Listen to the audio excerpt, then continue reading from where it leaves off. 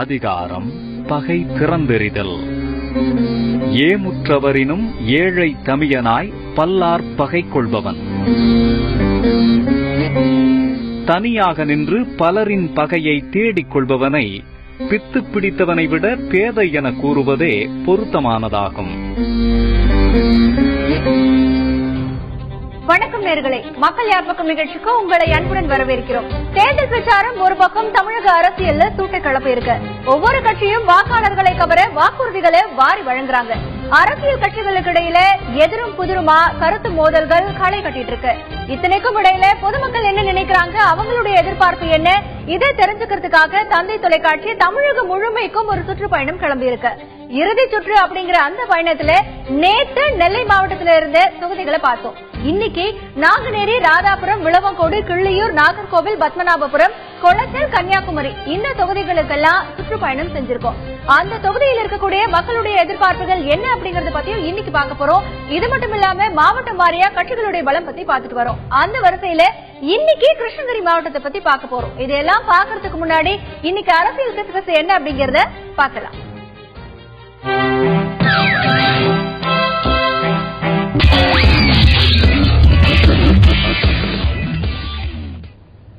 அத்தனை பேருக்கும் வணக்கம்.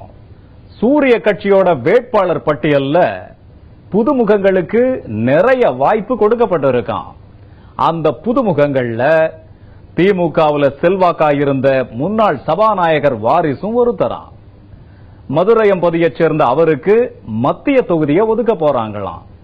அந்த தொகுதியில இருந்துதான் சூரியனோட தனையன் தன்னோட பிரச்சாரத்தையும் துவக்க போறாராம். அது சரி, புதுமுகங்களுக்கு வாய்ப்பு இருக்கு. அப்போ மூத்தவங்களுக்கு அவங்களுக்கு மேலவையில இடம் தர்றதா சொல்லியிருக்காங்களாம். இது ஒரு புறம் இருக்க, அதே ஊரை சேர்ந்த அதே மாதிரி முன்னாள் சபாநாயகராக இருந்த இலைக்கட்சிக்காரர் வாரிசும் தேர்தல்ல போட்டி போட ஆர்வமாயிருக்காராம். இலைக்கட்சி தலைமை சீட்டு கொடுக்குமா அப்படிங்கிற ஏக்கத்துல இருக்காராம் அந்த முன்னாள் முதலமைச்சரோட பேரை கொண்டவர். இன்னொரு செய்தியும் இருக்கு. இந்த தேர்தல்ல திமுகவை எதிர்த்து அரசியல் பண்றதுக்கு வசமா மாட்டிச்சு ஒரு பாயிண்ட்னு நினைக்கிறாங்களாம் தாமரக்காரங்க. கோயில்களுக்கு சொந்தமான மனைகள்ல குடியிருப்பவர்களுக்கு அந்த இடத்தை கிரயம் செஞ்சு தர்றது தொடர்பா பரிசீலனை செய்ய ஓய்வு பெற்ற நீதிபதி தலைமையில ஒரு குழு போட போறதாவும், அதே சமயத்துல வக்ஃபு வாரிய நிலங்கள்ல ஆக்கிரமிக்கப்பட்ட பகுதிகளை மீட்டு பாதுகாக்க போறோம் அப்படின்னு சூரிய கட்சியோட தேர்தல் அறிக்கையில சொல்லி இருக்கு. இதை எதிர்த்து தீவிரமா பிரச்சாரம் பண்ண உத்தேசிச்சிருக்கான் தாமர கட்சி. அது எப்படி? கோயில் சொத்துக்கள்ல குடியிருக்கிறவங்களுக்கு ஒரு நியாயம், வக்ஃபு வாரிய சொத்துக்கள்ல குடியிருக்கிறவங்களுக்கு ஒரு நியாயமா அப்படின்னு கேட்க போறாங்களாம் தாமர கட்சிக்காரங்க. தாமரையுடைய அரசியல் சூரிய கட்சிக்கு எப்படி தாக்கத்தை ஏற்படுத்த போகுது அப்படிங்கறத பொறுத்திருந்து பார்க்கலாம். இனி அடுத்ததா இன்னைக்கு தமிழக அரசியல் தேர்தல் களத்துல அரசியல் கட்சி தலைவர்கள் என்னென்ன சொன்னாங்க பார்க்கலாம்.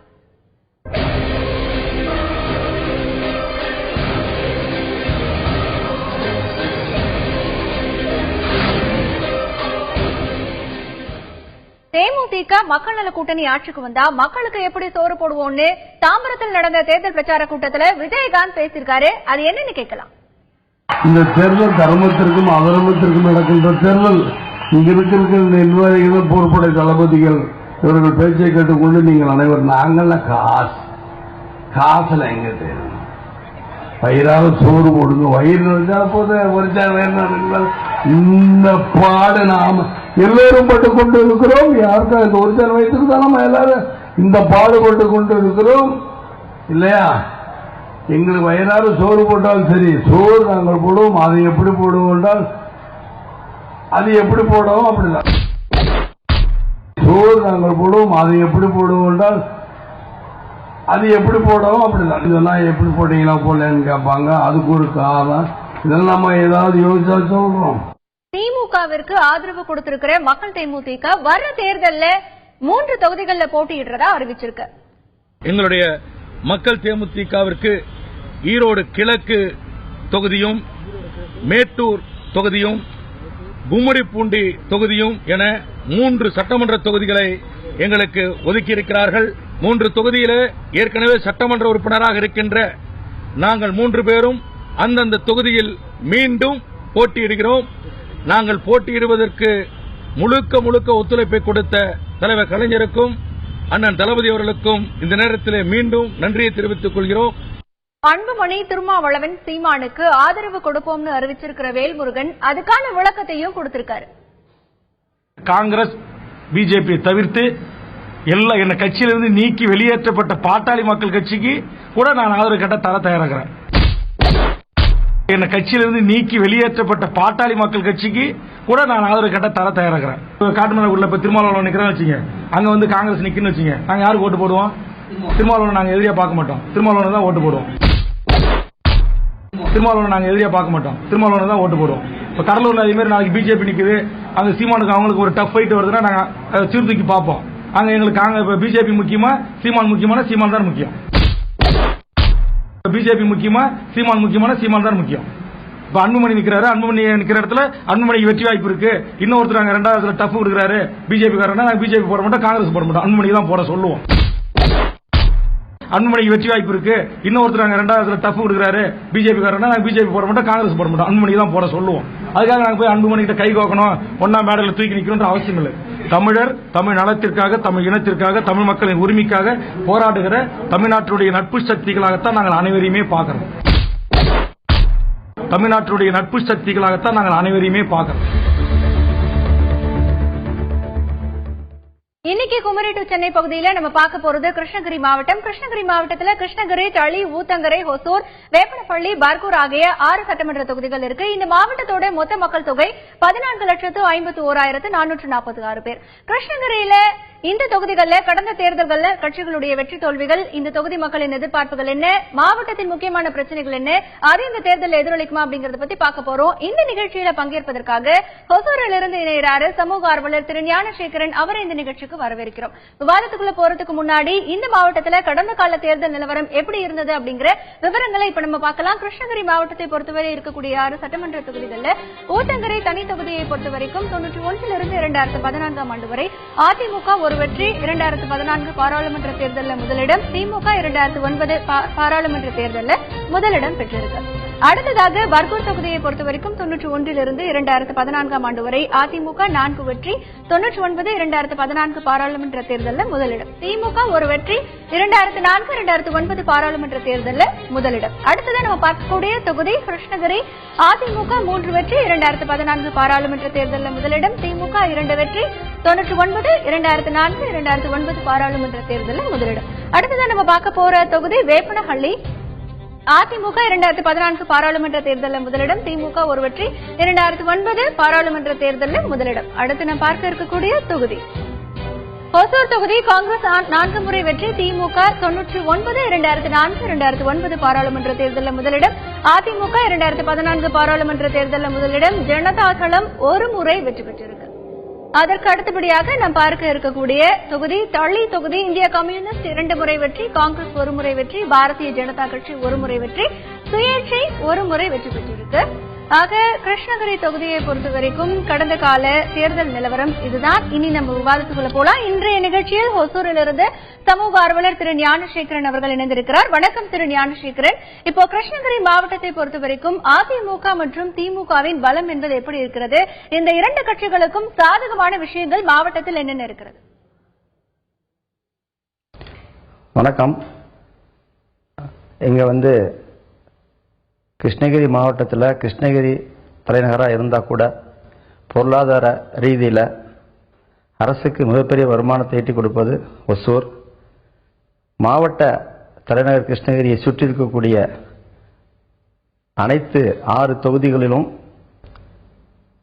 அடிப்படை தேவை என்பது அங்காங்கே இருக்கக்கூடிய பொதுமக்களுக்கு தொழிற்சாலைகள் தேவைகள் அதிகமாக இருக்கிறது. போக்குவரத்து வசதிகள் அதிகம் தேவைப்படுகிறது. விவசாயிகளுக்கு தேவையான வசதிகள் தேவைப்படுகிறது. இது போன்ற தேவைகள் இங்கே இருக்கிற பட்சத்தில் இங்கே இருக்கக்கூடிய பொதுமக்களுடைய அடிப்படை மேம்படும், பொருளாதாரம் மேம்படும் என்பது எங்களுடைய தாழ்மையான கருத்து.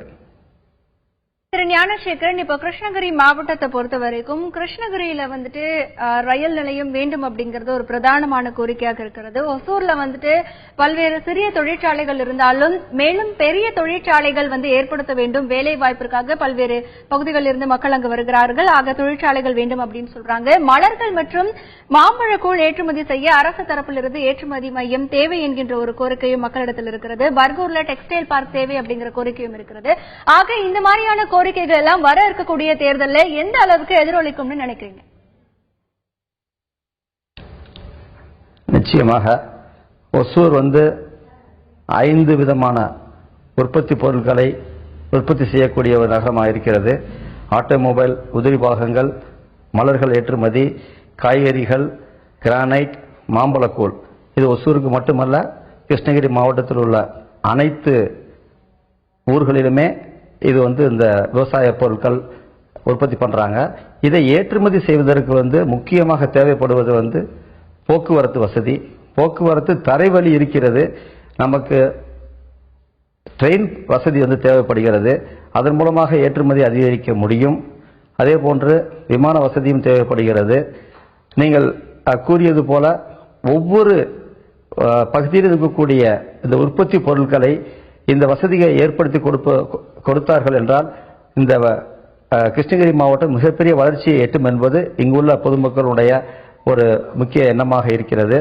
எங்களுக்கு இது எல்லாமே அடிப்படை தேவை. இதை பேசக்கூடியவர்கள் இதை பேச வேண்டிய இடத்தில் பேசி இதை செய்து கொடுத்தார்களே ஆனால் இது மிகப்பெரிய ஒரு சாதனையை எட்டக்கூடிய அளவில் இருக்கும் என்பதே இங்கு உள்ள பொதுமக்களுடைய கருத்தாக இருக்கிறது. திரு ஞானசேகரன், உங்களுடைய கருத்துக்களை பதிவு செய்ததற்கு நன்றி. கிருஷ்ணகிரி மாவட்டத்தை பொறுத்தவரை அங்க இருக்கக்கூடிய மக்களுக்கு பல்வேறு கோரிக்கைகள் இருக்கின்றன. கிருஷ்ணகிரி தலைநகரில் மாவட்ட தலைநகரில் ரயில் வசதி வேண்டும் என்கின்ற ஒரு கோரிக்கை பிரதானமாக இருக்கிறது. அதே நேரத்தில் கிருஷ்ணகிரி மாவட்டத்தை பொறுத்தவரை அங்கே விளையக்கூடிய மாம்பழங்கள் இந்தியாவிலேயே அதிகமான சுவை மிகுந்த மாம்பழங்கள் அங்கே விளைகிறது. ஆக அவற்றை ஏற்றுமதி செய்வதற்காக அரசு சார்பிலேயே ஏற்றுமதி மையம் தேவை என்கின்ற ஒரு கோரிக்கை இருக்கிறது. பர்கூரை பொறுத்தவரை அங்கே ஜவுளி சந்தை மார்க்கெட் அதிகமாக இருப்பதால் டெக்ஸ்டைல் மார்க்கெட் தேவை என்கின்ற ஒரு கோரிக்கையும் இருக்கிறது. ஆக இந்த கோரிக்கைகள் எல்லாம் நிறைவேற்றக்கூடிய கட்சிகளுக்கு நிச்சயமாக அந்த பகுதி மக்கள் வாக்களிப்பார்கள். மக்கள் என்ன நினைக்க போகிறார்கள், எப்படி வாக்களிக்க போகிறார்கள் என்பது குறித்து மே 16ஆம் தேதி தான் நமக்கு தெரிய வரும். இப்ப நம்ம பார்க்க போறது தந்தி தொலைக்காட்சியினுடைய இறுதி சுற்று. இன்னைக்கு தந்தி டிவி சுற்றுப்பயணத்துல நாங்குநேரி, ராதாபுரம், விளவங்கோடு, கிள்ளியூர், நாகர்கோவில், பத்மநாபபுரம், கொளச்சல், கன்னியாகுமரி இந்த தொகுதிகள் எல்லாம் இடம்பெற்றிருந்தது. இந்த தொகுதிகளில் இருக்கக்கூடிய மக்களுக்கு எதிர்பார்ப்புகள் என்ன அப்படிங்கறத பார்க்க போறோம்.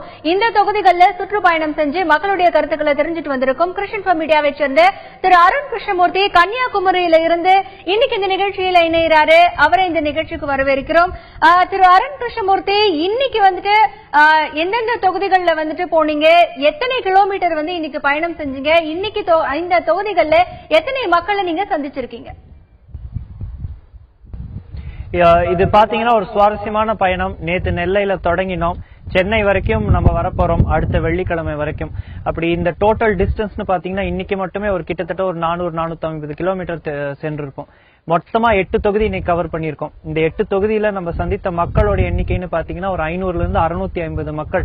ஒரு தொகுதிக்கும் ஒரு 50 இருந்து 60 பேர்கிட்ட நம்ம பேசி நிறைய இடத்துல பாக்கெட்ஸ்ல பேசியிருக்கோம். நேற்று எக்ஸ்பிளைன் பண்ண மாதிரியே ஒரு தொகுதியை எடுத்தோம் அப்படின்னா அந்த தொகுதியோடைய பார்டர், அது மட்டும் இல்லாம அந்த தொகுதியோட centre points, border to border ஒரு தொகுதியை நம்ம கவர் பண்றோம். அப்படி இன்னைக்கு நம்ம ஆரம்பிச்சதுன்னு பாத்தீங்கன்னா நாங்குநேரி, அங்கே முடிச்சுட்டு ராதாபுரம் வந்தோம், அங்கிருந்து நாகர்கோவில், அங்கிருந்து அப்படியே நம்ம பத்மநாபபுரம், விளவங்கோடு, கிள்ளியூர், கொளச்சல், கன்னியாகுமரி தொகுதியில இன்னைக்கு முடிச்சிருக்கோம். இன்னைக்கு இந்த தொகுதிகளுடைய சுவாரஸ்யமான நிலைமைகள், அங்க மக்கள் வைத்த கோரிக்கைகள், இங்க இருக்கக்கூடிய நட்சத்திர வேட்பாளர்கள், இதை பத்தி எல்லாம் தான் நம்ம பேச போறோம். திரு அருண் கிருஷ்ணமூர்த்தி, இப்போ நாங்குநேரி, ராதாபுரம் தொகுதியை பொறுத்த வரைக்கும் மக்கள் என்ன மனநிலையில இருக்காங்க, அங்க இருக்கக்கூடிய கிரவுண்ட் ரிப்போர்ட் எப்படி இருக்கு? நாங்குநேரி, ராதாபுரம் இரண்டுமே பாத்தீங்கன்னா நெல்லைக்கும் நாகர்கோவிலுக்கும் நடுவே ஒரு தேசிய நெடுஞ்சாலையில வரக்கூடிய ஒரு பகுதிகள். இங்க தொழில் தொடங்கணும், நிறைய தொழில் தொடங்கணும் அப்படிங்கிற கோரிக்கை ரொம்ப முன்வைக்கப்பட்டது. அதுக்கு ஒரு உதாரணமா நாங்குநேரியில தொடங்கப்பட்டிருக்கக்கூடிய அந்த ஐடி பார்க்க கூட நிறைய பேர் எடுத்து சொல்றாங்க. சோ இங்க இருக்கக்கூடிய இளைஞர்களா இருக்கட்டும், இல்ல குடும்பங்களா இருக்கட்டும், எல்லாருமே வைக்கிற ஒரு முக்கியமான கோரிக்கைன்னு பாத்தீங்கன்னா தொழில் தொடங்கப்பட வேண்டும். ஏன்னா எல்லாருமே இங்க இருந்து கிளம்பி சென்னை போன்ற நகரங்களுக்கு வெளில வந்துடுறாங்க. சோ இங்க தொழில் பண்ணக்கூடிய வாய்ப்புகள் குறைந்து வருது அப்படிங்கிறது. அது மட்டும் இல்ல, ராதாபுரத்துல ஒருத்தர் ரொம்ப சுவாரஸ்யமா நம்மளுக்கு சொன்னது, இதை நீ கண்டிப்பா சொல்லணும்னு சொல்லி வேற அவர் அமைச்சிருக்காரு. நதிநீர் இணைப்பு திட்டம் வந்து இங்க நதிநீரை கொண்டு போய் கடல்ல சேர்க்கிற இணைப்பு திட்டமா தான் இருக்கு. நம்பியாருக்கும் கோதையாருக்கும் நடுவுல வந்து இன்னும் நிறைய இணைப்புகள் தேவை, நீர் வேஸ்ட் ஆகாம இருக்கணும் அப்படிங்கிற பல கோரிக்கைகளும் வைக்கிறாங்க. நீர் ஆதாரம் வந்து இங்க இந்த நாங்குநேரி ராதாபுரம் தொகுதிகள் ஒரு முக்கியமான ஃபேக்டராகவும் இன்னைக்கு எதிர் வந்தது நம்மளுக்கு. திரு அருண் கிருஷ்ணமூர்த்தி, தொடர்ந்து பேசலாம். மக்கள் நிறைய விஷயங்களை வந்து நம்ம கிட்ட பகிர்ந்துகிட்டு இருக்காங்க. நாங்குநேரி மற்றும் ராதாபுரத்தை பொறுத்த வரைக்கும் தொழில் வளர்ச்சி மிக முக்கியமான தேவை. அதே நேரத்தில் நீர் ஆதாரத்தை மேம்படுத்த என்னென்ன நடவடிக்கைகள் எடுக்கணும் அப்படின்னு கேட்டிருக்காங்க. அடுத்ததா இந்த சுற்றுப்பயணத்துல மக்கள் நேரடியா பல்வேறு கருத்துக்களை நம்ம கிட்ட பதிவு பண்ணிருக்காங்க. அது என்னென்ன கருத்துக்கள் அப்படிங்கறத கேட்கலாம்.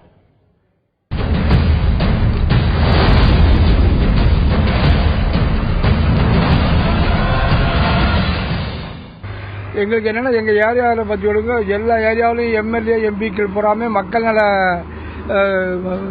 கட்டடம் நிறைய கட்டி கொடுத்துருக்காங்க. எங்க ஊர்ல ஒரு பஸ் ஸ்டாண்டு கூட கட்டலை. ஒரு மக்கள் நல கூட ஒன்று கட்டி தந்தா ரொம்ப நல்லா இருக்கணும்னு நாங்கள் இது பண்ணி பார்த்துக்கிட்டு இருக்கோம். இந்த நாகர்கோவில் தொகுதியில் வந்து சாலை வசதிகள் சரியில்லை, தொழிற்சாலைகள் இல்லை, மக்களுக்கு தொழில்கள் ரொம்ப இதாட்டு இருக்கு. தொழிற்சாலைகள் அமைக்கணும். மக்கள் என்னென்ன கோரிக்கைகளை முன் வச்சாங்க அப்படிங்கறத பார்த்தோம். தொடர்ந்து திரு அருண் கிருஷ்ணமூர்த்தி அவர்களிடம் பேசலாம். திரு அருண் கிருஷ்ணமூர்த்தி, அடுத்ததான் வந்து விளவங்கோடு, கிள்ளியூர் இந்த தொகுதியில் இருக்கக்கூடிய மக்கள் வந்து என்ன நினைக்கிறாங்க? இப்போ பொதுவாகவே கன்னியாகுமரி மாவட்டம் பொறுத்த வரைக்கும் மற்ற மாவட்டங்களை விட இந்த மாவட்டத்துல தேசிய கட்சிகளின் தாக்கம் அப்படிங்கிறது அதிகமாவே இருக்கு. இந்த தேர்தலையும் அது வந்து எதிரொலிக்குமா? அங்க இருக்கக்கூடிய மக்களின் எதிர்பார்ப்புகள் வந்து என்னவாக இருக்கிறது? தமிழக தேர்தல் இந்த வாட்டி வந்து பலமுனை போட்டி அப்படின்னு பேசுறது கன்னியாகுமரி மாவட்டத்துக்கு தான் அதிகமா பொருந்தும். ஏன்னா இங்க பாத்தீங்கன்னா முக்கியமான எல்லா கட்சிகளுக்குமே ஒரு பலம் வாய்ந்த வேட்பாளர்களும் சரி, அந்த கட்சிகளுக்குன்னு ஒரு வாக்கு வங்கியும் சரி இங்க பிரதானமா காணப்படுது. இங்க ஒரு 4 பேர்கிட்ட பேசினோம்னா அந்த 4 பேர்ல ஆளுக்கு ஒரு கட்சி சார்ந்த ஒப்பீனியன்ஸ் வச்சிருக்காங்கிறது ரொம்ப சுவாரஸ்யமா இருந்தது. இங்க வந்து தேசிய அரசியலுங்கிறது பெரிய தாக்கத்தையும் ஏற்படுத்துது. இங்க வந்து இன்னொரு நம்ம புரிஞ்சுக்க வேண்டிய விஷயம் என்னதான் தேசிய கட்சிகளுடைய தாக்கம் அதிகமா இருந்தாலும் மக்கள் ஒரு விதத்துல தெளிவா இருக்காங்க. மாநில ஆட்சின்னு வரும்போது மாநில கட்சிகளுக்கும் தேசிய வாக்குன்னு வரும்போது தேசிய கட்சிகள் பக்கம் சாயறதுக்கும் தயாரா இருக்காங்க. அதே சமயத்துல இங்க வந்து நீங்க பாத்தீங்கன்னா நீங்க கேட்டாப்லயே விளவங்கோடு, கிள்ளியூர், விளவங்கோடு பகுதிகளில் முக்கியமா நிறைய ரப்பர் தோட்டம் இருக்கு. ரப்பர் தொழிலாளர்கள் இருக்காங்க. அந்த தொழில் சார்ந்த பிரச்சனைகள் இருக்கு. சோ அங்க யூனியன்ஸ் இருக்கும்போது ஒரு கம்யூனிஸ்ட் கட்சிக்கு அங்க பலம் வருது. அது மட்டும் இல்லாம கன்னியாகுமரி மாவட்டத்தை நம்ம ஒரு மத ரீதியாகவும் ஜாதி ரீதியாகவும் வாக்காளர்களை பிரித்து பார்த்தோம் அப்படின்னா கிறிஸ்துவ ஓட்டு அதிகமா இருக்கு, ஹிந்து ஓட்டு கன்சிடரபிளா இருக்கு. சோ இந்த ஹிந்து ஓட்டு கிறிஸ்டியன் ஓட்டை எந்த பார்ட்டி வந்து எப்படி எடுத்துக்கிறாங்க அப்படிங்கறதான் இங்க வெற்றியை நிர்ணயிக்கக்கூடிய ஒரு முக்கியமான இதுவா இருக்கு. சோ அப்படி வந்து மத ரீதி ஜாதி ரீதி இத்தனை டிவிஷன்ஸ் இருக்கும்போது, தொழிலாளர்கள் மத்தியமும் டிவிஷன்ஸ் இருக்கும்போது இங்க இன்னொன்னு நீங்க பாத்தீங்கன்னா மொழி வாரியாவும் ஒரு சிக்னிபிகன்ட் ஃபேக்டர்ல டிஃபரன்ஸ் இருக்கு. தமிழ் பேசுறவங்களும் இருக்காங்க, தமிழ் மலையாளம் கலந்து பேசுற ஒரு லார்ஜ் பாப்புலேஷனும் இருக்கு. சோ அவங்களுடைய எண்ண ஓட்டங்கள் வந்து பல வகையா இருக்கு. சோ கன்னியாகுமரி மாவட்டம் இன்னைக்கு கவர் பண்ணது 8 தொகுதியாக இருந்தாலுமே ரொம்ப சுவாரஸ்யமான பல விஷயங்கள் வெளியே வந்த ஒரு மாவட்டமா இன்னைக்கு நம்ம பாக்குறோம். திரு அருண் கிருஷ்ணமூர்த்தி, இப்ப விளவங்கோடு, கிள்ளியூர் தொகுதியை பொறுத்த வரைக்கும் நீங்க ஏற்கனவே சொன்ன மாதிரி விளவங்கோடுல வந்துட்டு ரப்பர் மரங்கள் அதிகமாகவே இருக்கிறது. இந்தியாவில் தரமான ஒரு ரப்பர் வந்து அங்க விளைவிக்கப்படுது அப்படிங்கிறது நம்ம எல்லாருக்குமே தெரியும். அந்த பகுதியில ரப்பர் ஆராய்ச்சி நிலையம் அமைக்கப்பட வேண்டும் அப்படிங்கிற கோரிக்கையும் வந்து அந்த மக்கள் கிட்ட இருக்கு. கிள்ளியூர்ல கூட அந்த ஏவிஎம் கால்வாய் பிரச்சனை நீண்ட வருடங்களாகவே தொடர்ந்துகிட்டு இருக்கு. ஆக இதெல்லாம் கடந்த தேர்தல் வாக்குறுதிகளை வந்து கொடுத்திருக்காங்களா? அதெல்லாம் நிறைவேற்றப்பட்டிருக்கிறதா? மக்கள் இந்த பிரச்சனைகள் எல்லாம் குறித்து என்ன நினைக்கிறாங்க? இந்த பிரச்சனைகள் பத்தி பேசுறதுக்கு முன்னாடியே மக்கள் மனசுல ரொம்ப ஆழமா பதிஞ்ச ஒரு விஷயம், இங்க அவங்க ஊர்ல ரோட்ல இருக்கிற குழி மாதிரி அதுவும் ரொம்ப ஆழமா பதிஞ்சு போச்சு. நிறைய இடத்துல நம்ம அவங்க கிட்ட பேசுனது. இன்னைக்கு நம்மளே டிராவல் பண்ணும்போது கூட நீங்க பாத்தீங்கன்னா குலசேகரம் அப்படிங்கிற ஒரு இடத்துல இருந்து களியன்ற ஒரு கிராமத்துக்கு நம்ம போயிட்டு இருக்கோம். ரோடு மோசமா இருந்தது. அது மட்டும் இல்லாம நம்ம திருப்பியும் கிள்ளியூர் தொகுதிக்கு உட்பட்ட பல பகுதிகள் போகும்போது சாலை வசதிகள் மோசமா இருந்தது. இதை மக்கள் ரொம்ப ஹெவியா சுட்டி காட்டுறாங்க. மக்கள் அடுத்தது ரொம்ப ஹெவியா சுட்டி காட்டக்கூடிய ஒரு விஷயம் பாத்தீங்கன்னா இங்க இருக்கக்கூடிய பேருந்துகளுடைய அதோட குவாலிட்டி ரொம்ப கம்மியா இருக்கு அப்படிங்கிற விஷயத்தையும் நிறைய எடுத்து வைக்கிறாங்க. சோ பெரிய பெரிய இஷ்யூஸ், இப்போ இண்டஸ்ட்ரியல் பேஸ்ட் இஷ்யூஸோ இல்ல இங்க கொடுக்கப்பட்ட பல வேறு விதமான வாக்குறுதிகளையோ மறக்கிற அளவுக்கு இங்க வந்து அத்தியாவசியங்கள் பாதிக்கப்படுது அப்படிங்கிற கருத்தை பிரதானமா மக்கள் எடுத்து வைக்கிறாங்கிறது தான் உண்மை கன்னியாகுமரி மாவட்டத்தை பொறுத்த வரைக்கும். தொடர்ந்து பேசலாம். திரு அருண் கிருஷ்ணமூர்த்தி, விளவங்கோடு கிள்ளியூர் தொகுதியை பொறுத்தவரை அடிப்படை வசதிகளை இன்னும் மேம்படுத்தணும் அப்படிங்கிற ஒரு எண்ணம் மக்கள் மத்தியில இருப்பதை பார்க்க முடிகிறது. சுற்றுப்பயணத்திலும் மக்கள் பல்வேறு கருத்துக்களை நம்மளிடத்துல பகிர்ந்திருக்காங்க. இன்னும் சில பேர் தங்களுடைய கருத்துக்களை முன் வச்சிருக்காங்க. மக்கள் என்ன சொல்லியிருக்காங்க கேட்கலாம்.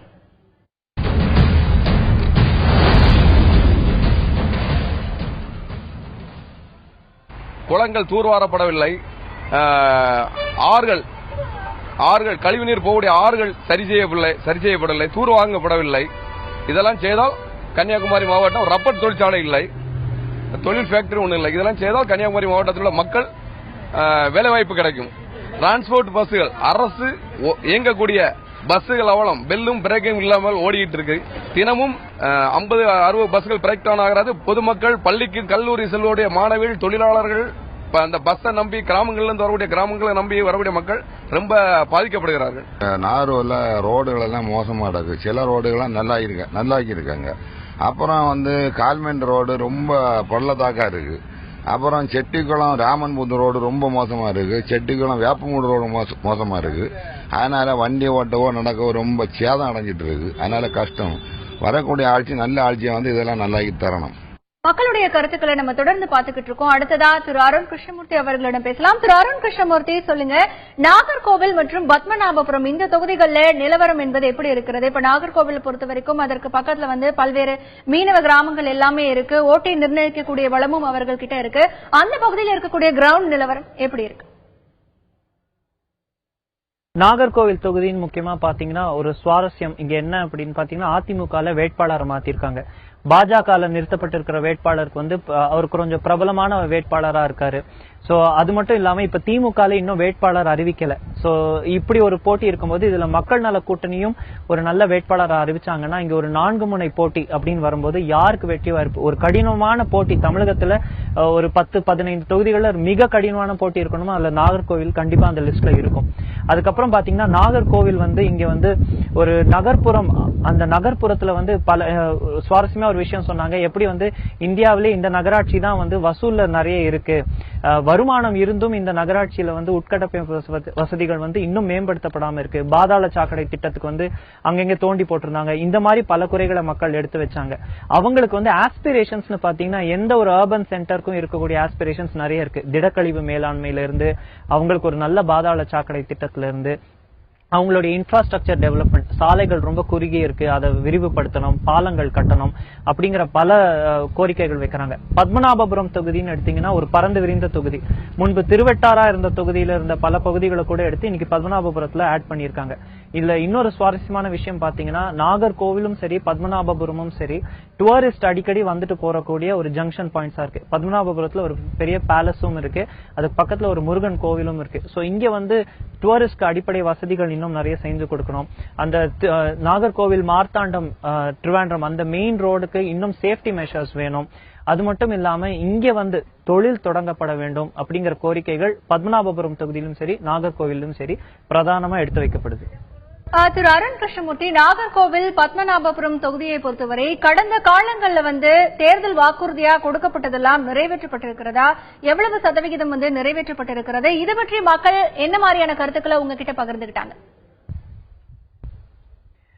மக்களுக்கு நிறைவேற்றி இருக்கிறதா அப்படிங்கிற ஒரு கேள்வி வச்சா ஒரு 2-3 ப்ராஜெக்ட்ஸ் எடுத்து சொல்றாங்க. அது 2-3 குடிநீர் திட்டங்களா இருக்கலாம், இல்ல பிரதான சாலைகள் அப்பப்போ மேம்படுத்தின திட்டங்களா இருக்கலாம். இத பத்திலாம் இதே எந்த கட்சி அதை பண்ணிச்சு, எப்போ பண்ணாங்க அப்படிங்கிற கேள்வி வரும்போது மக்கள் இன்னும் முழுமையா, அது தேசிய கட்சிகளா இருக்கட்டும், மாநில கட்சிகளா இருக்கட்டும், மத்திய அரசாங்கங்களா இருக்கட்டும், மாநில அரசாங்கங்களா இருக்கட்டும், இல்ல எதிர்கட்சியில் இருந்தக்கூடிய அவங்களுடைய எம்எல்ஏக்களா இருக்கட்டும், இவர்கள் யாருமே இன்னும் நிறைய செஞ்சிருக்கலாம் அப்படிங்கிற கருத்து தான் பிரதானமா இருக்கு.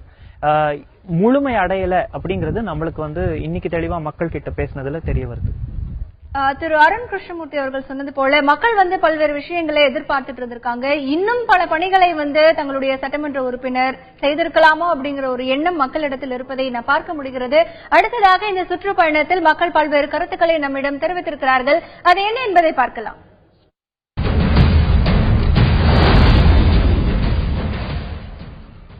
எத்தனையோ எம்எல்ஏகளும் எத்தனை எம்பிகளும் இங்கே மினிஸ்டர் இந்த டிஸ்ட்ரிக்ட்ல இருந்து இருந்திருக்காங்க. அவங்க இதுவரைக்கும் எந்த விதமான ஒரு கம்பெனிகளோ ஃபேக்டரிகளோ கொண்டு வரதுக்காண்டி அவங்க பாடுபட்டது கிடையாது. அதுக்கு பிறகு இந்த டிஸ்ட்ரிக்ட் ஒரு படிப்பறிவு டிஸ்ட்ரிக்ட். இந்த படிப்பறி டிஸ்ட்ரிக்ட்ல எந்த கம்பெனியும் ஒரு ஃபேக்டரி இல்லாதது மிக வருத்தமா இருக்கு இங்க உள்ள மக்களுக்கு. கன்னியாகுமரியில பொறுத்தமட்டையும் பாத்தீங்கன்னா கன்னியாகுமரி மாவட்டத்தில் ரொம்ப மோசமா இருக்கக்கூடிய விஷயம் போக்குவரத்து துறை தான். பஸ்ல சுத்தமா எந்த பஸ்லயும் இண்டிகேட்டரோ சுத்தம் பஸ் போக்குவரத்து ரொம்ப மோசமா இருக்கு போக்குவரத்து. அதே மாதிரி ரோடு வசதிகள் பாத்தீங்கன்னா இங்க ட்ரிவாண்ட்ரம் 80 கிலோமீட்டர், கேரளா ட்ரிவாண்ட்ரத்துக்கு போறதுக்கு 80 கிலோமீட்டர் போறதுக்கு 3.5 மணி நேரம் ஆகுது பஸ்ல போறதுக்கு. அந்த அளவுக்கு ரொம்ப மோசமா இருக்கு ரோடுகள்லாம். வேற ஓரளவுக்கு சொல்ல போனா இவங்க இந்த கோயில் விஷயங்கள்ல எல்லாம் ஓரளவுக்கு நல்லா பண்ணிருக்காங்க. இப்ப நம்ம பார்த்த வரைக்கும் மக்கள் சொல்லியிருக்கக்கூடிய கருத்துக்கள்ல ஒரு விஷயம் நமக்கு நல்லா புரியுது. அடிப்படை வசதிகள் அப்படிங்கறது இன்னும் மேம்படுத்த வேண்டும் அப்படின்னு மக்கள் நினைக்கிறாங்க. அதுவும் மிக முக்கியமாக சாலை வசதி என்பது மிகவும் நன்றாக இருக்க வேண்டும். போக்குவரத்து வசதி, நினைத்த இடத்திற்கு செல்லக்கூடிய போக்குவரத்து வசதி நன்றாக இருக்க வேண்டும் என்று நம்பியிருக்கிறார்கள். கடந்த காலங்களில் வாக்கும் செலுத்தியிருக்கிறார்கள். ஆனாலும் கூட இந்த பிரச்சனைகளில் இருந்து அவர்கள் மீளவில்லை என்பதை அவர்களின் கருத்துக்கள் மூலம் நம்மால் புரிந்து கொள்ள முடிகிறது. தொடர்ந்து திரு அருண் கிருஷ்ணமூர்த்தி அவர்களிடம் பேசலாம். திரு அருண் கிருஷ்ணமூர்த்தி, சொல்லுங்க, குளச்சல் மற்றும் கன்னியாகுமரி தொகுதியை பொறுத்த வரைக்கும் அங்க இருக்கக்கூடிய நிலவரம் என்பது எவ்வாறாக இருக்கிறது? அந்த மக்களின் மனநிலை என்பது எப்படி இருக்கிறது? உங்களிடத்துல கன்னியாகுமரி பகுதியைச் சேர்ந்தவர்கள் இருக்காங்களா? அவங்க கிட்ட உங்களுடைய கருத்துக்களை கேளுங்க. குளச்சல் கன்னியாகுமரி தொகுதிக்கு மக்கள் இருக்காங்க, தந்தி ரிப்போர்ட்டர் இருக்காங்க, அவங்க சொல்லுவாங்க. அதுக்கு ஒரு நிமிஷத்துக்கு முன்னாடி கன்னியாகுமரி தொகுதி, நாங்குநேரி தொகுதி, அப்புறம் விளவங்கோடு தொகுதி, இந்த 3 தொகுதியிலுமே ரொம்ப பிரபலமான வேட்பாளர்கள். மற்ற இடத்துல மாவட்டத்துக்குள்ள பிரபலமான வேட்பாளர்கள் இருந்தாலும் மாநிலத்து அளவுக்கு தெரிந்த பிரபலமான வேட்பாளர்கள் இருக்காங்க இந்த 3 இதுல. குளச்சல்ல நீங்க பாத்தீங்கன்னா இப்ப மத்திய அரசாங்கம் ஒரு துறைமுகம் ப்ரொபோஸ் பண்ணியிருக்காங்க. அந்த துறைமுகத்துக்கு ஆதரவும் எதிர்ப்பும் கலந்திருக்கு. நம்ம இண்டஸ்ட்ரியல் வைஸா பாத்தீங்கன்னா ரப்பர் தொழில் எப்படி இருக்கோ அதே மாதிரி ஒரு ரொம்ப ஸ்ட்ராங் பிஷிங் கம்யூனிட்டி, மீனவ சமுதாயமும் ரொம்ப ஸ்ட்ராங் கம்யூனிட்டி இருக்கு. சோ கன்னியாகுமரி மாவட்டத்துல அதிமுக தரப்புல ஒரு பலமான வேட்பாளர் இருக்காங்க. திமுக இன்னும் அறிவிக்கல. நேரடி போட்டி இருக்கக்கூடிய ஒரு தொகுதி. சோ இப்படி பல சுவாரஸ்யம் இருக்கும்போது மக்கள் கருத்து மக்களிடமிருந்தே. வணக்கம் மேடம். இப்போது நம்ம குளச்சல் சட்டமன்ற தொகுதியை பத்தி பேசுறதுக்காக நம்ம குளச்சல் சட்டமன்ற தொகுதியை சார்ந்த சமூக ஆர்வலர் பசுமை சாகுல் இருக்கிறார், அவர்களிடம் கேட்போம். வணக்கம் சார். வணக்கம். சட்டமன்ற தொகுதியில மக்களுடைய பிரச்சனைகள் என்ன இருக்கு, அவங்களுடைய எதிர்பார்ப்புகள் என்னவா இருக்கு? அவங்களுடைய எதிர்பார்ப்பு நீண்ட காலமாகவே இந்த துறைமுகம் திட்டம் இங்க செயல்படுத்தணும் அப்படிங்கிறது தான் அவங்களுடைய நீண்ட கால எதிர்பார்ப்பு. காரணம் என்னன்னா, இன்னைக்கு கேரளால விழிஞ்சம் துறைமுகம் இங்க இருந்து ஒரு 80 கிலோமீட்டர் பக்கத்துல தான் அமைஞ்சிருக்குது. இதுக்கு இந்த குளச்சல் துறைமுகத்துக்கு பிறகு வந்த ப்ரப்போசலாக்கும் அது. ஆனா அங்க உள்ள அரசியல்வாதிகளுடைய ஒரு ஒற்றுமையும், அந்த ஒற்றுமை இங்க இல்லாததுனால இன்னைக்கு வரைக்கும் அது ஏற்றளவுல தான் இருந்துகிட்டு இருக்கு இந்த குளச்சல் துறைமுகங்கிறது. இன்னைக்கு குளச்சல் துறைமுகம் இங்க அமைஞ்சதுன்னா இன்னும் பெரிய வேலை வாய்ப்புகள் குளச்சல் துறைமுகத்துக்கு, குளச்சல் நகரத்துக்கு, குளச்சல் தொகுதிக்கு கிடைக்கக்கூடிய வாய்ப்பு இருக்குது. ஆனா அது இல்லாமலே இன்னைக்கு போயிட்டு இருக்குது. அது மாதிரிதான் முக்கியமான ஒரு தொழில்கள் எதுவுமே தொழிற்சாலைகளோ எதுவுமே குளச்சல்ல கிடையாது, குளச்சல் தொகுதியில கிடையாது. இருந்த ரப்பர் தொழிலும் இன்னைக்கு இறக்குமதி ரப்பர்னால இன்னைக்கு ரொம்ப அடிமாட்டு விலைக்கு இந்த ரப்பர் விலை போறதுனால பல பேரு அந்த ரப்பர் தோட்டங்களை வித்துக்கிட்டு இன்னைக்கு கூலியா, பாதி விலைக்கு வித்துட்டு கூலியா போகக்கூடிய ஒரு சூழ்நிலை உருவாயிருக்கு. குளச்சல் தொகுதியை பத்தி நம்ம பசுமை சார்பர்கள் சொன்னார்கள். அடுத்ததாக கன்னியாகுமரி சட்டமன்ற தொகுதியை பத்தி கேட்போம். இங்க வழக்கறிஞர் சிவகுமார் இருந்திருக்கிறார். சொல்லுங்க சார், கன்னியாகுமரி சட்டமன்ற தொகுதிக்கு மக்களுடைய எதிர்பார்ப்பு என்னவா இருக்கு சார்? கன்னியாகுமரி சட்டமன்ற தொகுதின்னு பாத்தீங்கன்னா, இங்க அடிப்படையில கடற்கரை பகுதி நிறைந்த இந்த தொகுதியில நிறைய கடற்கரை கிராமங்கள் வருது. இயற்கையாவே இந்த கன்னியாகுமரி இப்ப கடற்கரை மணல்ல கதிர்வீச்சு அதிகமா இருக்கு. இயற்கையாவே பாத்தீங்கன்னா தமிழ்நாடு ஃபுல்லா நீங்க கருத்து கணிப்பு எடுத்தீங்கன்னா ஒரு ஆய்வு செஞ்சா கன்னியாகுமரி மாவட்டத்திலையும் கன்னியாகுமரி தொகுதியிலையும் புற்றுநோயாளிகள் அதிகமா இருக்கிறாங்க. ஆனா இந்த புற்றுநோயாளிகள் அவங்களுடைய நோயை குணப்படுத்துவதற்கு ஒன்னே திருவனந்தபுரத்துக்கு போகணும், அப்படி இல்லைன்னா சென்னை அடையாறு கேன்சர் சென்டருக்கு போகணும். அதனால இந்த மக்களுடைய எதிர்பார்ப்பு என்னன்னா, ஓட்டு கேட்க வரக்கூடிய எல்லார்கிட்டையும் சொல்லிட்டாங்க, யாராவது ஒரு நல்லவன் வந்துட மாட்டானா, ஒரு புற்றுநோய்க்குன்னு ஒரு தனி பிரிவு அந்த ஊர்ல கொண்டு வந்துட மாட்டானான்னு ஒரு ஏக்கம் இருந்துட்டு இருக்கு. அது மட்டும் இல்ல, இங்க இருக்கிற ரயில் நிலையம் பாத்தீங்கன்னா இது கன்னியாகுமரியில இருந்தா கூட தமிழ்நாட்டு எல்லைக்குள்ள இருந்தாலும் நாம இன்னும் கேரளாக்கார மலையாளிகள்கிட்ட கை கட்டி அடிமையா நிக்க வேண்டிய ஒரு சூழ்நிலை இருந்துட்டு இருக்கு. அதனால அந்த மக்களுடைய எதிர்பார்ப்பு, இந்த ரயில் நிலையமும் என்ன பண்ணணும், தமிழ்நாட்டினுடைய ஆளுமைக்கு உட்பட்ட இந்த கோட்டத்துக்குள்ள வரணும்னு ஒரு எதிர்பார்ப்பு இருக்கு. கன்னியாகுமரியை ஒரு சுற்றுலா தலமாக அதிகம் ஈர்த்துக் கொள்வது விவேகானந்தர் பாறையும் திருவள்ளுவர் மண்டபம், இந்த நினைவு அந்த சிலையும். இந்த திருவள்ளுவர் சிலைக்கும் விவேகானந்தர் மண்டபத்துக்கும் படகு போக்குவரத்து பாத்தீங்கன்னா, இந்த படகு போக்குவரத்து இயங்கினாலும் ஒரே ஒரு டிக்கெட் கவுண்டர் தான் இருக்கு. அங்க இருக்கக்கூடிய வயது பெரியவர்கள், ஆண்கள், பெண்கள், குழந்தைகள், கர்ப்பிணி பெண்கள் பாத்தீங்கன்னா இவங்க வந்து டிக்கெட் வாங்குறதுக்கு 4 மணி நேரம் அந்த வெயில்ல மாடா காவல் கிடக்குறாங்க. இதை பார்த்து யாருக்குமே எந்த அதிகாரிக்கும் இறக்கம் வர மாட்டேங்குது. இந்த நிலைமையெல்லாம் மாறணும்னு நினைக்கிறோம். கன்னியாகுமரி சட்டமன்ற தொகுதி சிவகுமாரிடம் கேட்டோம். அடுத்ததாக நாகர்கோவில் சட்டமன்ற தொகுதி சேர்ந்த திரு ராஜகோபால் அவரிடம் கேட்போம். சொல்லுங்க சார், உங்களோட தொகுதியுடைய சுருக்கமா சொல்லுங்க சார். மாவட்டத்தினுடைய தலைநகரம், ஆனா அது தலைவிதி நகரமா இருக்கு. ஒரு ரோடு வசதி இல்ல, பஸ் வசதி இல்ல, எல்லா ஊருக்கும் எல்லா நேரமும் போறதுக்கு பஸ் வசதி இல்ல.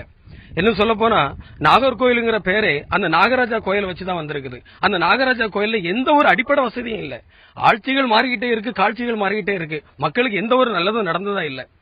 அதனால நம்ம இப்போ கன்னியாகுமரி மற்றும் நாகர்கோவில் மற்றும் குளச்சல் சட்டமன்ற தொகுதியுடைய அந்த பகுதியை சார்ந்தவர்களுடைய கேட்டோம். அருண் கிருஷ்ணமூர்த்தி, இப்போ தொகுதிகளுடைய நிலவரம் என்ன அப்படின்னு சொன்னீங்க. இப்போ குளச்சல் கன்னியாகுமரி தொகுதியை பொறுத்த வரைக்கும் கடந்த காலங்கள்ல கொடுத்த வாக்குறுதிகள் எல்லாம் நிறைவேற்றப்பட்டிருக்கிறதா? மக்கள் அதை பத்தி என்ன நினைக்கிறாங்க? அவங்களுடைய மனநிலை எப்படி இருக்கு? இது ஒரு சுவாரஸ்யமான விஷயம். பாத்தீங்கன்னா எல்லா தொகுதியுமே பக்கத்துல இருக்கு, பார்டர். அப்புறம் பாத்தீங்கன்னா ஒரு தொகுதிக்குள்ள போயிட்டா அடுத்த தொகுதியோட பார்டர் இன்னொரு பக்கம் ஆரம்பிக்குது. சோ இங்க ஒரு மாவட்டமா இவங்க யோசிக்கிறாங்க. இவங்க அந்த தொகுதி சார்ந்த சிந்தனைகள் மீறி மாவட்டமா யோசிக்கிறாங்க. அவங்க மாவட்டமா யோசிக்கும் போது நம்ம இதுவரைக்கும் பார்த்ததுதான், ஆஸ் எ டிஸ்ட்ரிக்ட் அவங்களோட opinion common opinion, they are not fully satisfied. அது தேசிய கட்சியா இருக்கட்டும், மாநில கட்சியா இருக்கட்டும், அவர்களுடைய எதிர்பார்ப்பு வரக்கூடிய எந்த ஒரு எம்எல்ஏவோ, வரக்கூடிய எந்த ஆட்சியோ, அது எந்த ஆட்சியா இருந்தாலும் அந்த ஆட்சியில அவங்க கேட்கறது இப்ப நீங்களே பார்த்த மாதிரி பல லிஸ்டட் ப்ராஜெக்ட்ஸ், அவங்களுக்குன்னு கோரிக்கைகள் இருக்கு. அது நிறைவேற்றணுங்கிறது குளச்சலா இருக்கட்டும், விளவங்கோடா இருக்கட்டும், கிள்ளியூர், பத்மநாபபுரம், நாகர்கோவில், கன்னியாகுமரி, எல்லா ஊர்லயும் காமனா இருக்கிறது first roads and buses, infrastructure development, அதுக்கப்புறம் இண்டஸ்ட்ரியல் டெவலப்மெண்ட், என்வாரன்மெண்ட் ப்ரொடெக்ஷனும் இங்க ஒரு முக்கியமான ஃபேக்டரா எடுத்து வைக்கப்படுது. கடல் அரிப்பு ஒரு முக்கியமான ப்ராப்ளமா இருக்கு. சோ இந்த எல்லா ப்ராப்ளத்தை தான் மக்கள் நம்மளுக்கு எல்லா தொகுதியிலுமே சொல்லியிருக்காங்க. திரு அருண் கிருஷ்ணமூர்த்தி, உங்களுடைய கருத்துக்களை பதிவு செய்ததற்கு நன்றி. இன்னைக்கு நம்ம இறுதி சுற்றுல நாங்குநேரி, ராதாபுரம், விளவங்கோடு, கிள்ளியூர், நாகர்கோவில், பத்மநாபபுரம், குளச்சல், கன்னியாகுமரி இந்த தொகுதிகள் பத்தி எல்லாம் பார்த்தோம். மிக முக்கியமாக இதுவரைக்கும் அந்த பகுதிகளில் மக்கள் கேட்ட எந்த கோரிக்கையும் நிறைவேற்றவில்லை. இதனால் அவங்க ஒரு அதிருப்தியில இருக்காங்க. கன்னியாகுமரி மாவட்டத்தை பொறுத்த வரைக்கும் அவர்களுக்கான உட்கட்டமைப்பு வசதி அதிகமாக தேவைப்படுகிறது. சாலை வசதி, போக்குவரத்து வசதி, குளச்சல் துறைமுகம் தொடங்குவதற்கான அனைத்து பணிகள், ரப்பர் தொழிற்சாலை, மேலும் வேலை வாய்ப்பு, இவை எல்லாம் தான் கன்னியாகுமரி மாவட்டத்தில் இருக்கக்கூடிய மக்கள் எதிர்பார்க்கிறார்கள். இதுவரை இது நிறைவேற்றப்படவில்லை. இனி வரக்கூடிய ஆட்சியாளர்கள் இதை நிறைவேற்ற வேண்டும் என்பதே இவர்களுடைய எதிர்பார்ப்பாக இருக்கிறது. மக்கள் இதற்கு என்ன பதில் கொடுக்க போகிறார்கள் என்பதை 16ஆம் தேதி இந்த நிகழ்ச்சியில் பங்கேற்று தன்னுடைய கருத்துக்களை முன்வைத்த திரு அருண் கிருஷ்ணமூர்த்தி அவர்களுக்கு நன்றி. நாளையும் பல்வேறு தொகுதிகள் பற்றி பார்க்க இருக்கிறோம். அதுவரை உங்களிடமிருந்து விடைபெறுவது ஹேமராகேஷ்.